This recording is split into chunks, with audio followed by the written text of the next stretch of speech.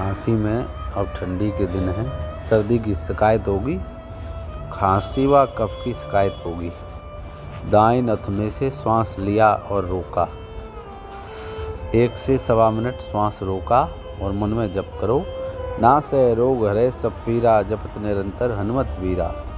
फिर बाएं नथुने से श्वास निकाल दो। जिसको सर्दी है वो 4 से 5 बार करे, ज़्यादा नहीं। लेकिन सूखी खांसी हो तो वे लोग प्राणायाम ना करें। सूखी खांसी में घी के मालपुए बनाकर दूध में डुबो दो, 2 घंटे तक डूब जाएं, फिर वो मालपुए खा लो।